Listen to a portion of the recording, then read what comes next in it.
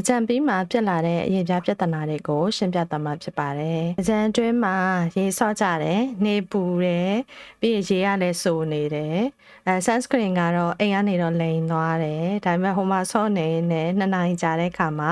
ထပ်ပြီးတော့မလိမ်မိဘူး။အဲ့တော့ဘာတွေဖြစ်ကြလဲဆိုတော့ sunburn လို့ခေါ်တဲ့နေလောင်တာ။နေလောင်နဲ့အသားရည်တွေနီမြန်းတာ sunburn and heat irradiation လို့ခေါ်တဲ့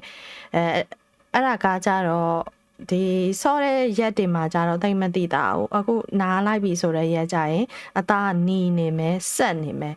ကင်ကြီးလိုက်လို့ရှိရင်မကြီးကျွတ်ကြီးဖြစ်နေမယ်ဟုတ်ပြီနော်အဲ့ဒါဆိုတော့ဒီချိန်မှာလေအသားကိုဖြူအောင်လိမ့်တဲ့ဟာတွေအဓိကရှောင်းအောင်မှာဟိုကကြတော့မဲသွားပြီးနီသွားပြီးဆိုပြီးတော့လေ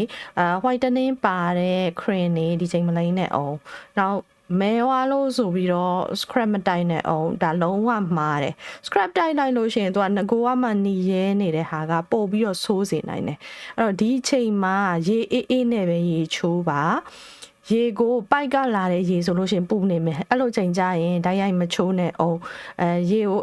အေးအောင်တက်ခံထားလိုက်ပြီးတော့မှအဲ့ဒါလေးနဲ့ချိုးပြီးတော့လို့ရှိရင်အဝတ်အေးလေးကတ်လို့ရတယ်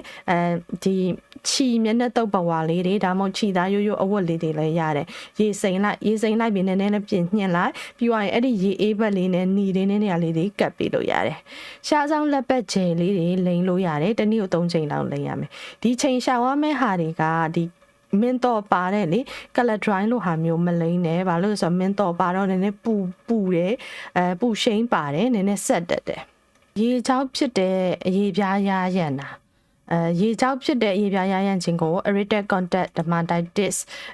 တကြံသုံးတဲ့ရေထဲမှာပါတဲ့ကလိုရင်းတချို့ရေတွေကဆေးခတ်ထားတယ်ပိုးသက်ဆေးခတ်ထားတယ်ကလိုရင်းခတ်ထားတယ်နောက်မတန့်တဲ့ရေတွေကြောင့်ဥမာဆိုလို့ရှိရင်ဒီ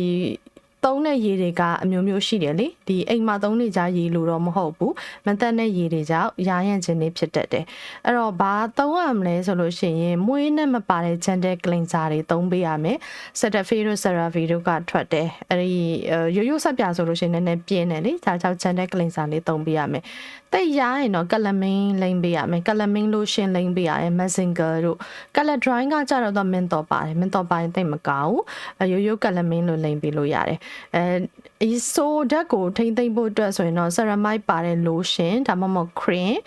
ဒါလေးတွေလိမ့်ပေးကောင်းတယ်